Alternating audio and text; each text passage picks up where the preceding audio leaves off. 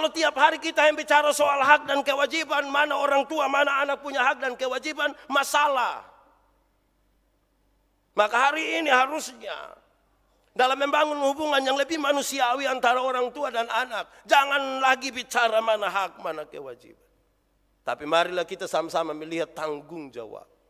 Ada tanggung jawab anak, ada tanggung jawab orang tua. Lakukanlah. Dan kita melihat kemuliaan Tuhan. Ini banyak sekali, jadi saya langsung pindah. Kedua, seringkali kita membangun hubungan yang tidak bagus karena orang mulai dengan mengejek. Mengejek. Hitam. Tam-tam. Begitu ya. Kesian dia itu. Yang anak-anak dong juga sekarang karena hubungan dengan orang tua cukup enak. Dong tidak tahu hargai. Dong juga kadang-kadang ejek dong pun bapak mama. Ih, bapak, kandok tuh. Tidak tahu apa dia maksud kandok. Tapi saudara tahu bahwa itu sebenarnya tidak bagus. Anak-anak dong begitu ya. Kamu sudah. Dan orang tua dong juga. Kita belajar sekarang untuk membangun hubungan tanpa saling mengejek. Kadang-kadang kita kira itu main gila. Padahal yang dia pun nama main gila hanya dilakukan oleh orang-orang gila. Tidak dilakukan oleh orang-orang yang waras. Karena itu sebaiknya berhenti. Berhenti. Yang ketiga. Dari pertama jangan bicara soal hak kewajiban. Kedua, jangan saling mengejek. Orang tua dan anak jangan saling mengejek. Tanggal domba taruh Real Madrid lawan Barcelona. Jangan coba-coba kok satu kalah. Mati. Bibir tuh bibir. Sian tuh. Keempat, jangan saling menyindir. Menyindir. Memang ada hal yang tidak terselesaikan. Ini menyindir ini seringkali terjadi bagi mereka yang sudah menikah. Kalau masih belum menikah aman, apalagi masih anak-anak aman. Tapi kalau sudah menikah, terus mama masih hidup, papa masih hidup, kita sudah ada istri anak, sindiran mulai keras. Anak yang dari jauh datang kita mulai kasih tahu dong, bilang, yang di sini dong saya pernah antar susu. Yang dari jauh saya yang kasih susu. Terus yang di sini mulai marah. Dia bilang begini, lu panggil lu anak yang dari jauh ke urus lu. Panggil. Pak, ini sakit pak. Sakit apa? Kau pukul sendiri ya sakit. Makanya jangan begitu. Ada kok di sini yang biasa menyindir begitu. Kita sementara membangun sebuah hubungan yang tidak bagus. Firman Tuhan tadi tidak mengisyaratkan hal-hal itu. Kalau kita mulai menyadari bahwa ini semua kita bangun di atas tanggung jawab. Berikut, kelima. Ini ada 30, betul. Benar-benar ini. Nanti sebentar tolong di copy dan baik, kau pulang tulis dan lakukan. Kelima, jangan memberi julukan-julukan yang buruk. Jangan suka panggil julukan buruk. Kesian. Di sini kurang terasa saya ketemu dengan banyak orang. Panggil dong anak tagal keriting sedikit dan bilang keriting. Iting kita kira itu baik betul ya. Kadang-kadang karena maaf kita orang Tionghoa ini kan mata agak sipit. Waktu lihat dia foto bilang papa kenapa? Mata di mana? Begitu ya. Aneh juga memang kita. Tapi sebaiknya jangan mulai dengan begitu. Jangan suka memberi julukan-julukan yang buruk. Sebab apa yang diucapkan oleh mulutmu seringkali itu menjadi doa. Suatu saat mata hilang betul. Baru kita menyesal deh itu Jangan cepat-cepat bilang. Itu hari saya bilang. Kalau ada kita keluar dari gereja. Ada motor lewat hampir tabrak kita. Kita silih sedikit. Lewat 20 meter dia jatuh. Bruk kita bilang. Mampus. Kita bilang mampus. Pas lari lihat ternyata kita pun bapak yang jatuh. Ya. Jangan cepat-cepat mengucapkan sesuatu apalagi menjuluki sesuatu yang baik. Kita sementara membangun hubungan yang buruk. Anak-anak kita butuh dibangun dalam hubungan yang lebih baik. Yang berikut saudara-saudara. Sebaiknya jangan menegur dengan keras. Menegur dengan keras yang saya maksud begini. Kau jangan ganggu saya. Begitu. Sebaiknya jangan dengan itu. Waktu ada kerja setengah mati. Ada gambar bangunan. Bukan saja bangunan. Bumi dan bangunan. Terus anak datang tolak bapak di siku. Pasti marah ya. Tapi sebaiknya itu jangan dilakukan. Begitupun kepada anak-anak. Anak-anak jangan ketika ada sementara asik. Terus bapak bilang, Nando, makan. Kau jangan ganggu saya dulu. Wah, itu anak memang kurang ajar itu. Siapa pun anak yang mulai begitu tuh. Saya tidak suruh biar pulang jangan kasih makan Tapi atur dia baik-baik. Jangan, tidak boleh mas parak. Lebih baik ini pakai kata mas parak. Siapa dia yang sini yang tukang mas parak? Mas parak ialah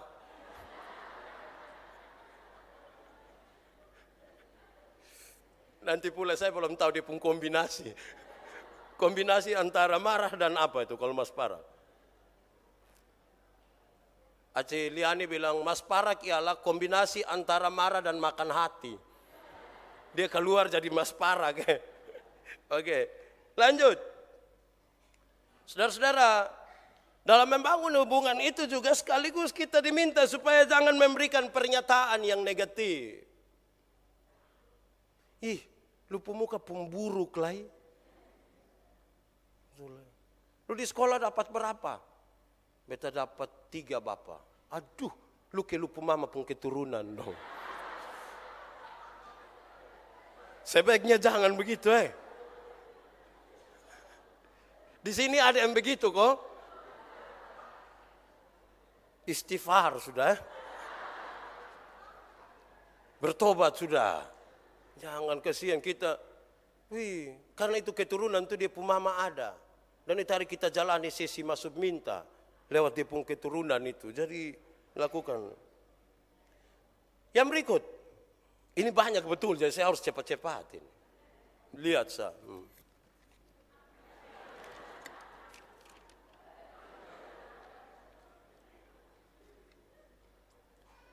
Jangan memberikan pujian sembarang. Dalam membangun hubungan yang baik ini sebaiknya jangan dibangun supaya pujian itu tidak murah. Dia harus diberikan tepat pada waktunya. Jangan sedikit-sedikit puji, sedikit-sedikit puji. Makanya banyak anak makan puji. Adik-adik, coba adik goyang inul dulu.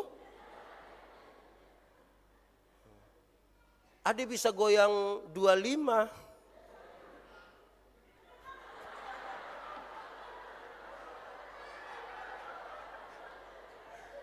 Kadang-kadang kita kira itu prestasi Itu kejahatan. Atur yang baik bagi anak-anak. Bisa goyang dumang. Itu bahasa kita tidak mengerti. Tapi itu biasa tunggu supaya orang ada dulu baru dia mulai kasih tahu adik bikin kok. Om pendeta lihat Om pendeta. Om pendeta mau minum bukan mau lihat itu.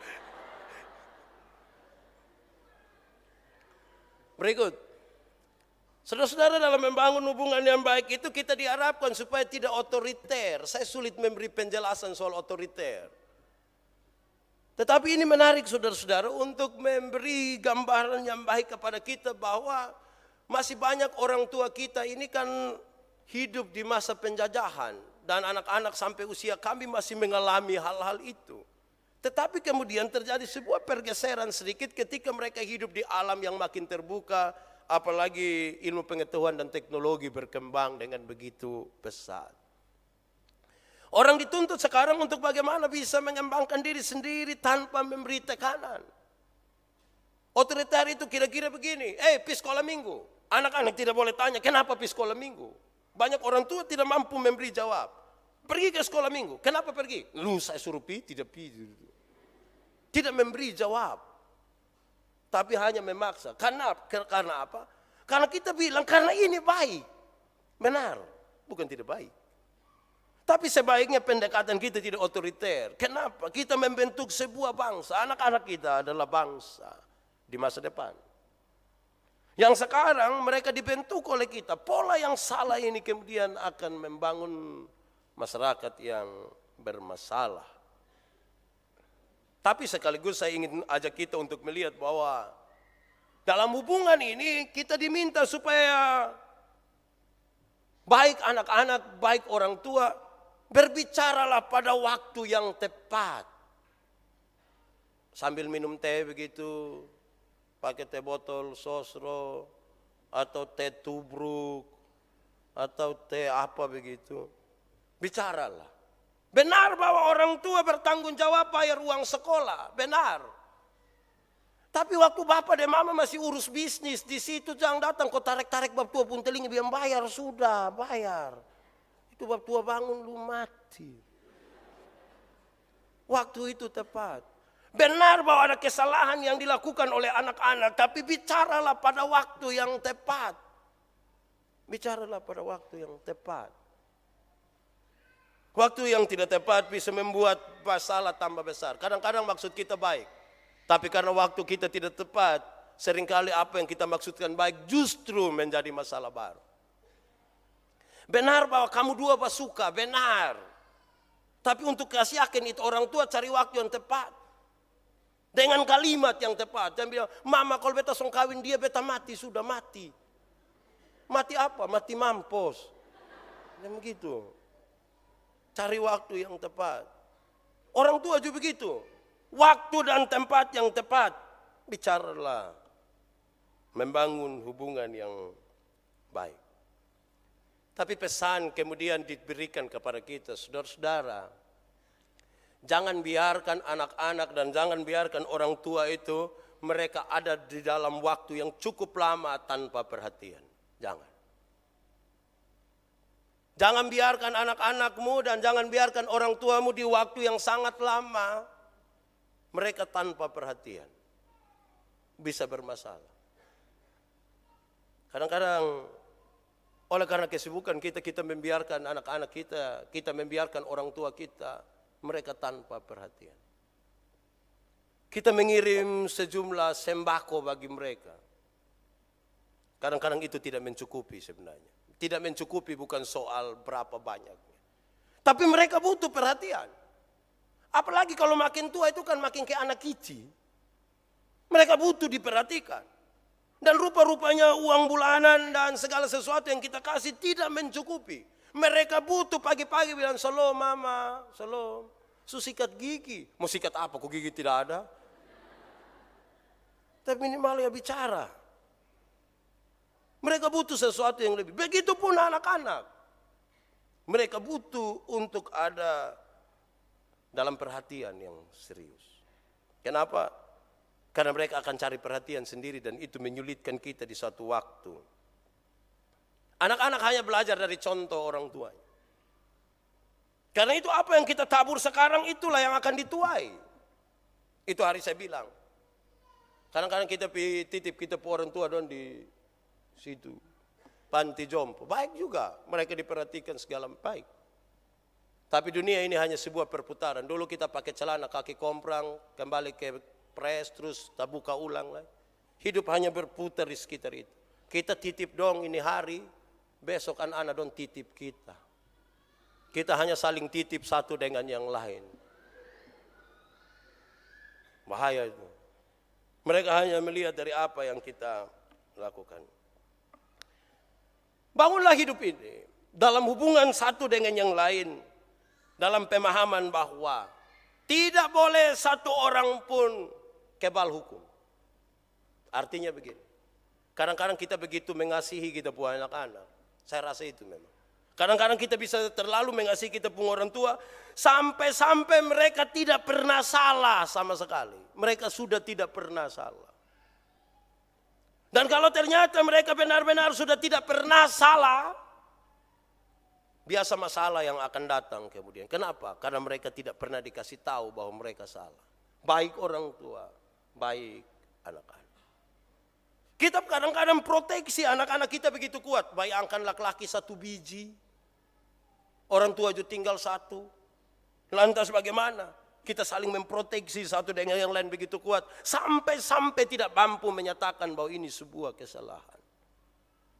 Besok-besok masalah bisa jadi masalah lebih besar. Kadang-kadang untuk memainkan peran itu, kita cenderung untuk melakukan hal berikut ini. Mengasihi begitu rupa dia tanpa salah, dan kadang-kadang orang mulai dengan berbohong kecil-kecil. Mulai sedikit tipu begitu. Tipu. Anak, kalau datang lihat mama terus lupung kerja ke mana? Sudah mama, sudah. Tadi saya sudah tanpa kerja. Padahal sebenarnya dia tipu. Sebenarnya tidak bagus. Sebenarnya tidak menolong. Mama dan papa mau pergi mana? Mau pergi pelayanan. Padahal mau pergi jalan-jalan di Lipo. Pelayanan di Lipo. Itu khusus yang hamba Tuhan dong saya. Ya. Jangan mulai dengan berbohong. Berusahalah berkata jujur. Supaya jangan pernah ada dusta di antara kita. Iya Berkata jujur. Jujur itu baik. Kadang-kadang jujur tidak bisa kebohongan itu kelihatan. Lu angkat lu pemuka.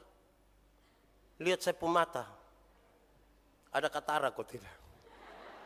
Tapi baku pandang baik-baik lihat. Dan temukan bahwa sebaiknya jangan mulai dengan kebohongan. Tapi saudara-saudara, sekaligus juga kita diminta saudara-saudara untuk perjalanan hidup ini bersama-sama dalam hubungan orang tua dan anak dan sebaliknya. Jangan suka mengancam. Orang tua ancam anak-anak, anak-anak ancam orang tua. Jangan kenal saya lah, jangan kenal. Kuas kita suka kenal mau hapus ke mana. Tidak usah perhatikan saya, biar mati anjing saya membawa. Sabu arong dong ikat anjing semua. Anjing mana yang mau bawa? Jangan suka dengan mengancam. Baik anak-anak, baik orang tua. Harusnya dalam hubungan ini, hubungan tanpa ancaman. Siapa yang hidup di bawah ancaman, tidak akan membangun hidup ini dengan baik. Penjajahan itu kan sebuah ancaman sesungguhnya.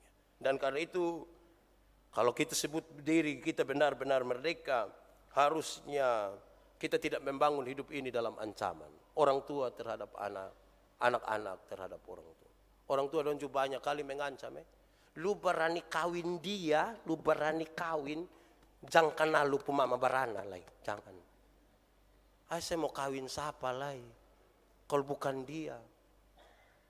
Bicaralah, bicara lebih baik. Sebab kadang-kadang kita semua punya maksud baik, tapi tidak mampu mengkomunikasikan itu dengan baik. Jangan mulai dengan mengancam. Tapi bicaralah tetap tepat sasaran juga. Jangan mengambang, bicaralah yang terang. Ada apa-apa nak bilang. Ini mama dong juga kadang-kadang. Mama sakit kok? Tidak.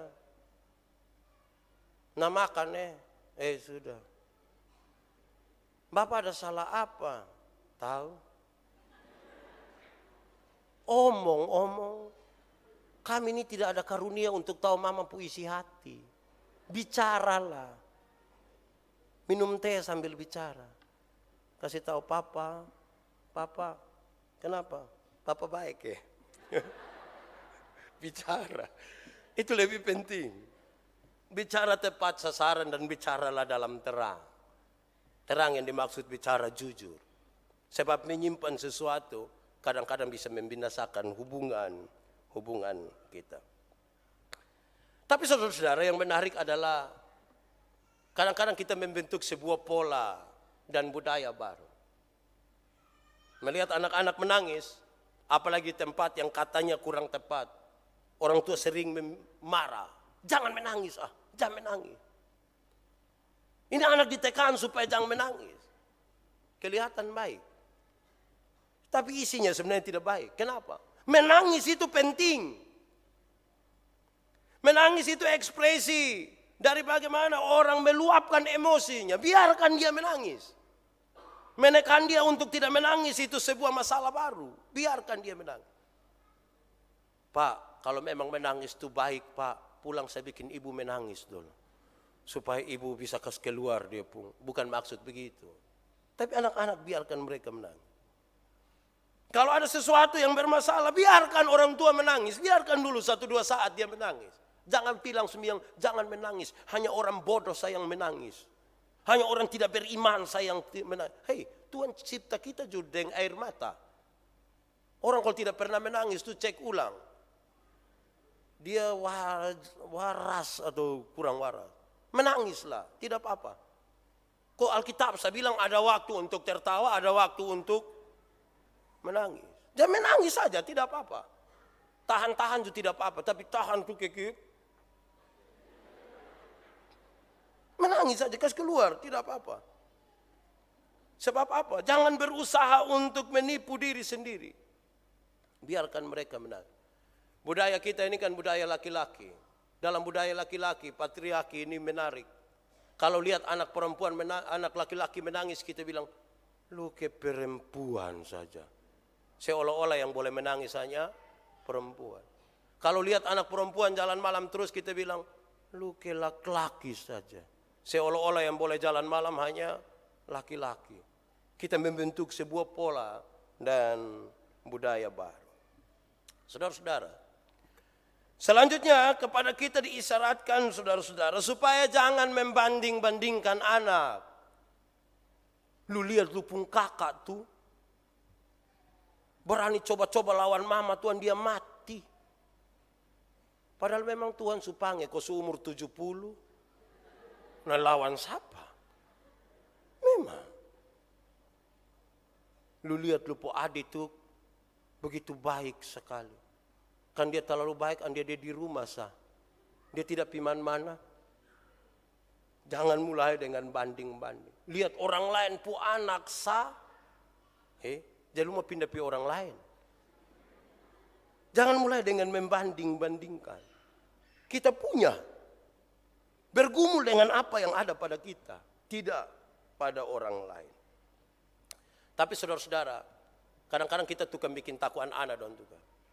Mama supaya tetap kelihatan baik di anak-anak, anak-anak bikin salah, dia bilang, lu tunggu bapak pulang lu tunggu bapak pulang. Akhirnya bapak jadi setan buat anak-anak. Kasihan kami bapak-bapak Muka su begini lagi, kas takuan anak lagi. Lu tunggu bapak pulang. Akhirnya bapak sebenarnya tidak tahu apa-apa, bapak dilibatkan dalam persoalan mama dengan anak. Saudara-saudara, harusnya itu tidak terjadi. Harusnya kita pakai kalimat yang lebih menolong kita.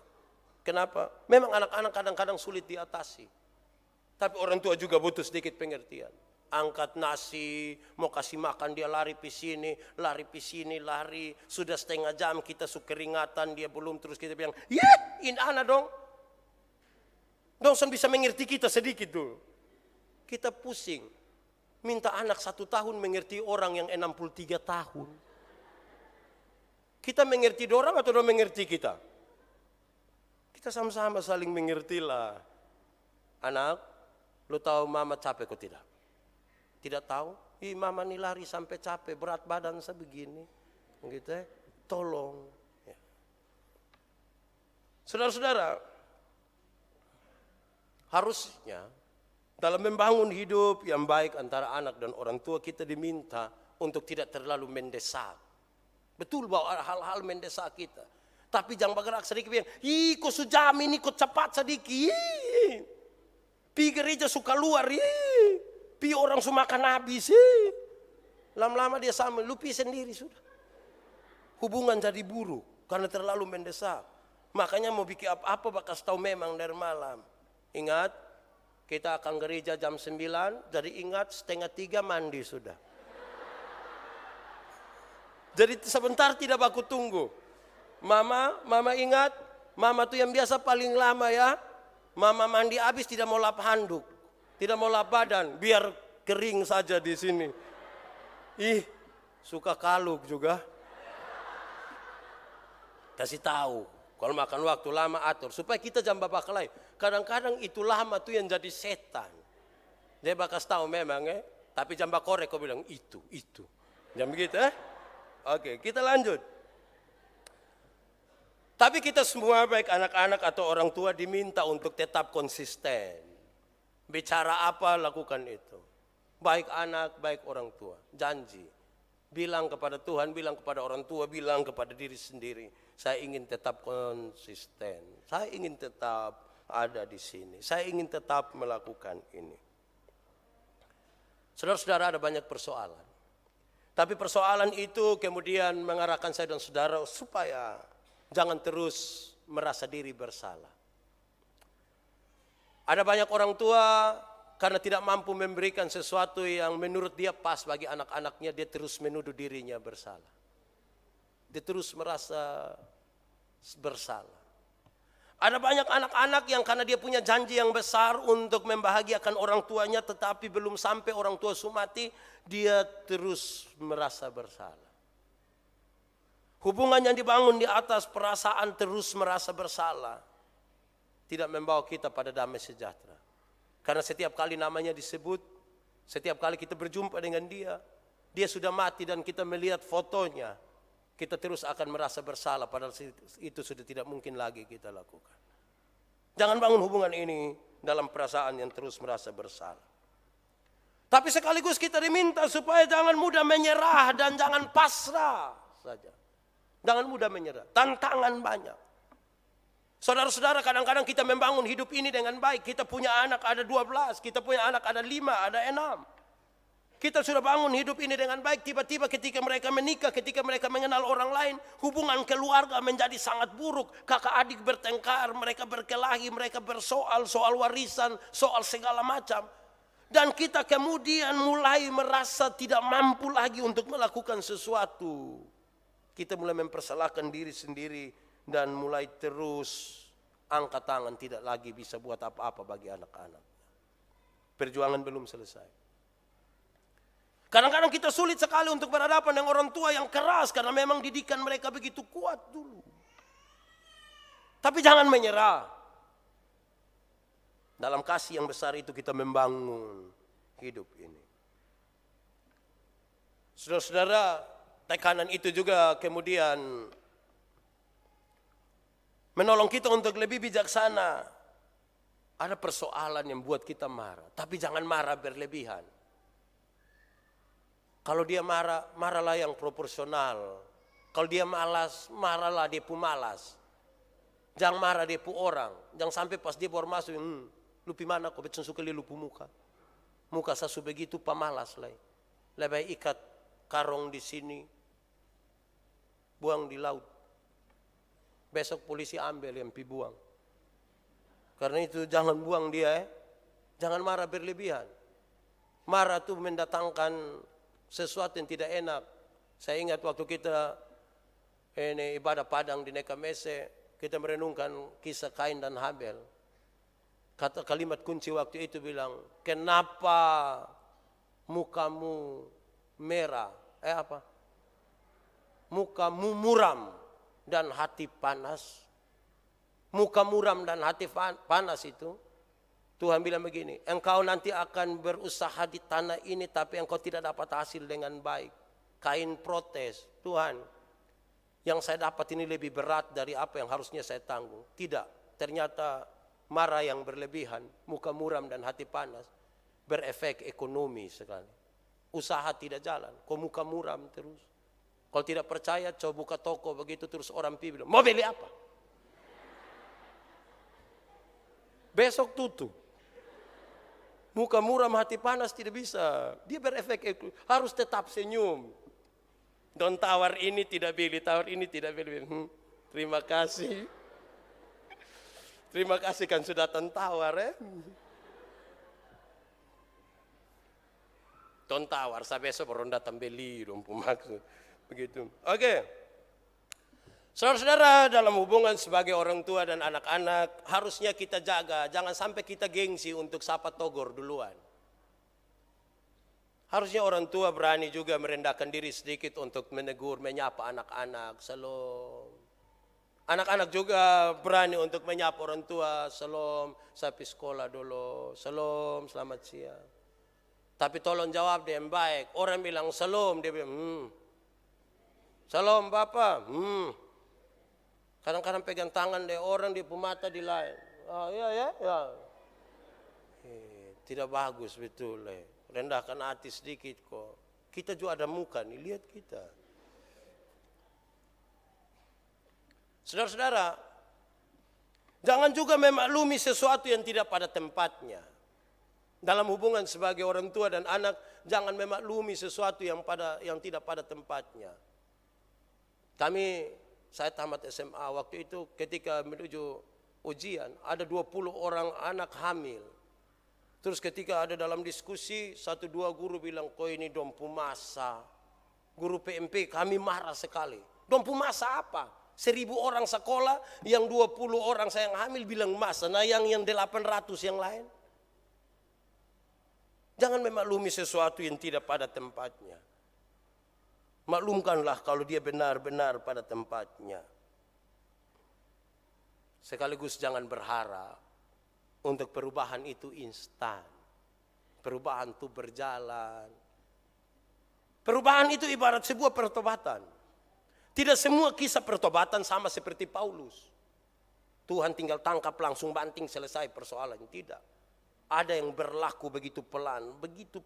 Kita tidak merasa orang lain yang bilang, aduh, bab tua su berubah. Kita sendiri tidak rasa. Tapi orang bilang, aduh dia su berubah. Hati-hati dengan dong yang takut datang yang, kamu tahu kok tidak? Tahu apa? Saya su bertobat. Oh itu besok dia gila ulang. Prosesnya, jangan berharap sesuatu itu akan instan. Saudara-saudara, kita juga sekaligus diharapkan pusatkanlah perhatian pada pujian akan usaha dan bukan pada hasilnya. Pusatkan perhatian kalau memuji pada usahanya bukan pada hasilnya. Kadang-kadang kesalahan kita orang tua adalah lihat hasil baru puji. Kurang menghargai usahanya. Saya masih jadi pendeta jemaat. Satu saat kami buat keramik di altar. Kami sujanji oleh karena ada satu acara adat orang tidak datang. Yang datang ada berapa orang, itu tukang jadi-jadian. Dong mati-mati mau pasang, saya bilang pasang. Habis pasang tuh dia miring ngeri. Ngeri betul-betul miring. Hari Minggu pas datang gereja semua orang protes ini keramik miring. Pak Pendeta kenapa kok begitu? Saya langsung bilang begini, lu di mana? Yang itu hari lu yang kerja bagus-bagus, lu di mana? Di balik ini miring-miring ini ada usaha yang maksimal. Yang paling bisa dibuat memang ini. Kalau saya diminta menyanyi lawan Edward Chen, ya jangan dibandingkan. Ya muka bersaing. Suara jangan dibandingkan. Jadi kalau saya punya maksimal, ya itu sudah. Kenapa harus banding? Banding dengan Sus Otus saya kalah. Bagaimana banding dengan Edward Chen? Tapi hargai mereka punya usaha. Tadi dong dua menyanyi miring. Tapi saya hargai mereka punya usaha. Sangat menghargai. Iya. Bagus. Saya dorong mereka menyanyi terus. Tidak apa-apa. Banyak yang tahu menyanyi dan tidak menyanyi. Kita ini suka lihat hasil. Baru bikin hebat-hebat. Tidak menghargai orang. Itu yang paling baik yang mereka bisa. Siapa juga mau malu-malu di sini? Tidak ada. Tapi itu yang paling baik. Karena itu pakai kalimat. Kadang-kadang kita maksud menegur, tapi salah memilih kalimat. Kita pakai kalimat-kalimat yang menodai persahabatan. Kita pakai kata-kata yang merusak persaudaraan. Dan itu tidak bagus. Pilihlah kalimat-kalimat bijaksana yang tidak melukai. Yang tidak merusak persahabatan. Yang tadi Pak Pendeta omong merusak kok tidak? Kamu dengar dulu. Tidak merusak belum bilang. Lanjut. Orang tua dan anak-anak disarankan jadilah pendengar yang baik. Kadang-kadang butuh waktu dengar anak-anak dong omong juga. Ada tertampung di sini dong mau omong dong mama pun tidak baik. Dengar juga, pasang telinga. Kadang-kadang taruh langsung merah tapi sudah dengar. Anak-anak dong juga dengar orang tua omong sedikit. Jadi pendengar yang baik. Makin besar satu rumah, makin mewah itu rumah, makin bersih itu rumah, dia butuh tempat sampah. Tempat sampah itu tempat untuk kasih keluar yang buruk-buruk. Dia butuh itu. Jadilah pendengar yang baik. Hubungan itu, dia mau bicara dengan siapa? Dia mau bicara, dia datang kasih tahu pendeta salah. Dia mau ngomong di siapa? Kalau kita tidak saling mendengar satu dengan yang lain. Hidup juga jangan terlalu pasang larangan terlalu banyak. Di kamar tidur, di kamar mandi, di kamar tamu, di kamar keluarga semua tulis dilarang, dilarang, dilarang, dilarang. Ini anak bilang mati kita. Lu dari keluarga mana? Saya dari keluarga dilarang ini. Kok semua hanya dilarang habis. Saya ingat saya pembapak. Kami tidak pernah dimarahi kalau pulang tengah malam. Tidak pernah pintu dibuka. Masuk jam berapapun tidak jadi masalah. Tapi 4:30 pagi biasa kami doa pagi sama-sama. Saudara bayangkan kalau masuk jam 3, jam 4:30 ibadah pagi. Dan Bapak selalu bilang begini, menghadap Tuhan tuh harus dengan senyum ya. Dan kami masuk jam 3 dan harus berdoa 4:30. Siapa mau senyum? Itu muka babangka. Dan Bab tua bilang, anak, kenapa anak tidak senyum? Saya masuk jam 3 pagi. Oh, siapa yang suruh lu datang jam 3 pagi? Ya jangan tulis dilarang terus. Tapi bangunlah sesuatu yang baik. Saudara-saudara, kita juga diharapkan jangan terlalu cepat mengambil kesimpulan. Apalagi berdengar dan orang lain, jangan cepat-cepat ambil kesimpulan. Kita hubungan rusak ini karena banyak yang hanya jadi tukang mengambil kesimpulan. Sedikit-sedikit dia sudah ambil kesimpulan. Oh kok memang, coba lihat itu kesimpulannya. Ini orang pelajaran bahasa Indonesia harus ulang. Semua penjahat berbaju hitam. Pendeta memakai baju hitam. Kesimpulannya? Kesian kalau begitu. Dia jangan cepat-cepat ambil kesimpulan. Biasa hubungan papa, mama, anak-anak, menantu dong rusak hanya karena lebih cepat kesimpulan daripada dia pun fakta. Jangan cepat-cepat ambil kesimpulan. Tapi juga tolong kau jangan terlalu ungkit masa lalu itu. Barang su lewat kita su minta ampun, su minta maaf, su selamat. Itu kau dari hari tahun 1967. Nah kalau kerja hanya ungkit-ungkit masa lalu. Siapa yang kerja tiap hari begitu tuh ya ungkit-ungkit masa lalu. Ya kalau orang pernah salah ya betul sudah. Tapi jangan bergerak bilang kau diang. Kau pernah sekali yang.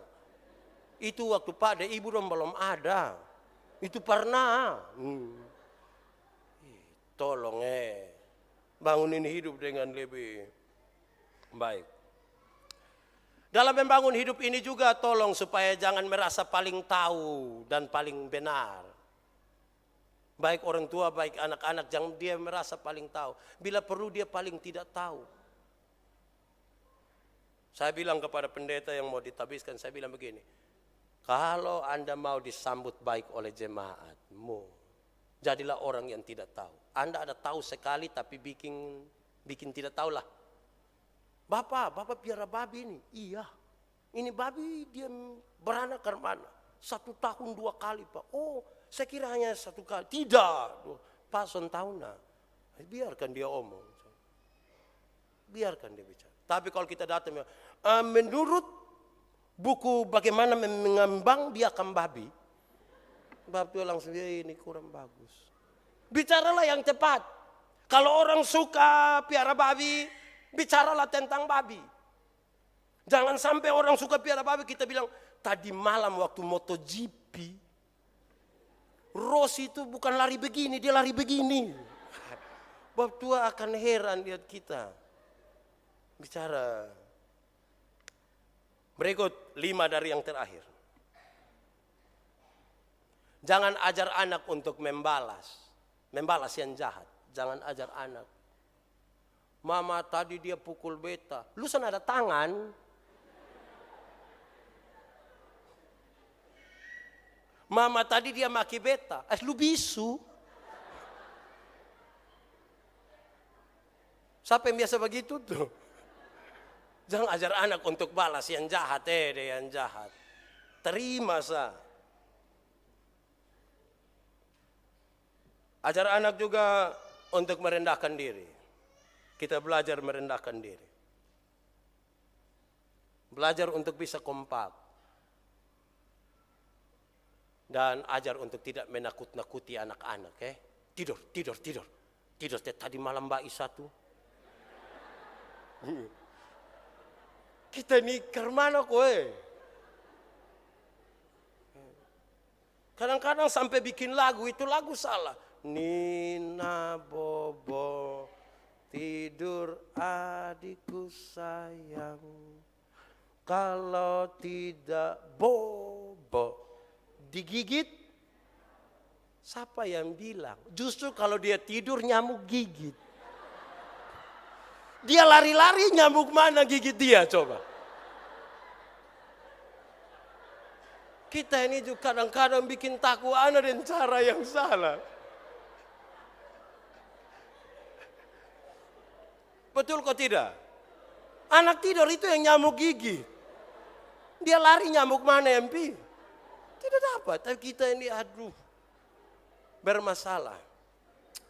Baik saudara-saudara, di bagian paling terakhir ini saya mau ajak kita saudara-saudara, kita besar, paling tidak yang seusia saya dan orang tua suka mengajarkan kepada kita lagu ini. Kalau tahu kita nyanyi sedikit tidak apa-apa.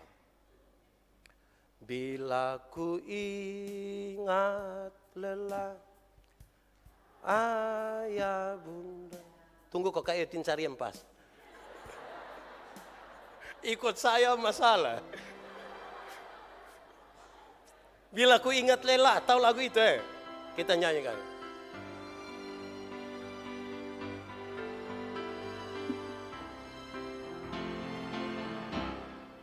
Bila ku ingat lelah ayah bunda, bunda piara akan daku sehingga aku besar. Waktuku kecil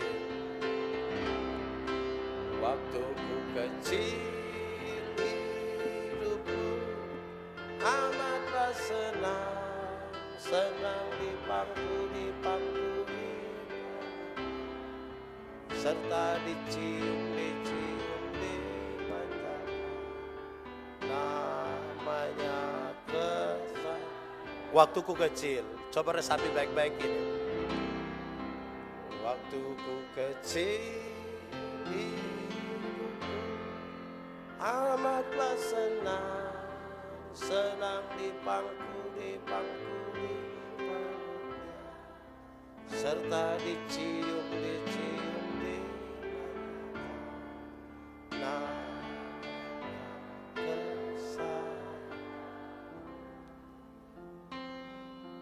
Ambil waktu sedikit untuk renungkan saudara bahwa itu mungkin hilang dari hidup kita. Mungkin sebagai anak-anak mereka merasa bahwa mereka jauh dari apa yang disebut dengan nama kesayangan. Mungkin sebagai orang tua kita sadar bahwa kita sudah terlalu sibuk. Sehingga lagu yang bagus tadi kita mulai lupakan. Bagaimana dia ada di pangkuan. Bagaimana dia dimanjakan. Bagaimana dia dikasihi. Tadi malam ketika saya siap khotbah ini. Di radio ada sebuah cerita. Satu keluarga yang sukses sekali. Dia punya seorang anak yang baik sekali. Ibu ini punya karir yang luar biasa.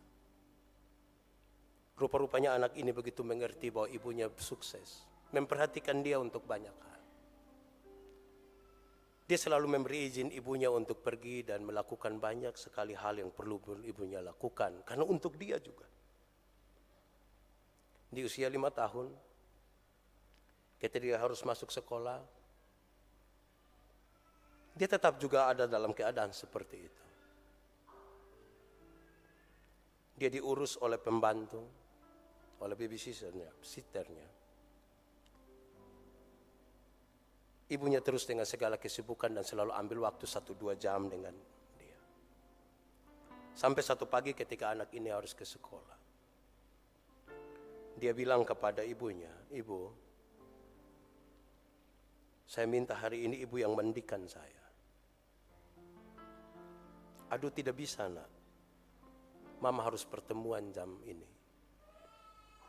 Mama janji nanti sebentar, mama pulang baru kita jalan." "Saya tidak mau mama. Saya mau sekali kalau hari ini mama yang kasih mandi saya." "Aduh, tidak bisa, mama ditunggu." Rupa-rupanya ibu ini mampu untuk menjelaskan dan memberi keyakinan bagi anaknya. Ibu ini pergi. Berapa jam di kantor, dia mendapat telepon dari rumah sakit kalau anaknya sementara kejang-kejang. Dia diminta untuk segera sampai ke rumah sakit itu. Dalam perjalanan ternyata ditelepon ulang. Kalau rupa-rupanya anaknya tadi telah meninggal. Dia sedih sekali. Yang terlintas dalam pikirannya adalah dia rindu sekali untuk kasih mandi dia punya anak. Memang benar dia kasih mandi anaknya ketika sampai. Tapi tubuh kecil itu telah terbujur kaku. Sudah tidak bisa. Tidak ada lagi komunikasi di antara mereka. Singkat cerita, anak ini dikuburkan. Semua duduk melihat bagaimana anak ini masuk di dalam kuburan. Semua mulai pulang. Tinggal ibu ini sendiri. Berhembus angin. Sepertinya bawa aroma bunga Kamboja di sekitarnya. Ibu ini mulai berpikir dan berteriak histeris nama anaknya. "Ibu ingin memandikan engkau. Ibu ingin sekali." Tapi sudah tidak bisa. Dia sudah ada di dalam tanah. Dia sudah tidak lagi bisa berteriak. Dia sudah tidak lagi bisa meminta. Seolah-olah kesempatan sudah tidak ada lagi. Semuanya tertutup. Saya dan saudara masih punya kesempatan hari ini. Mungkin ibu kita sudah terlalu tua. Kadang-kadang menjengkelkan. Kita punya anak-anak yang mungkin sangat bandel. Bahkan sampai ketika dia usia tua dan berkeluarga sekalipun. Tapi kesempatan itu masih ada. Jangan biarkan kesempatan itu pergi. Tolong ambil waktu 1 menit dan berdoa. Bilang kepada Tuhan, untuk siapapun, untuk orang tua atau untuk anak-anak yang sementara menyesakkan hatimu sekarang.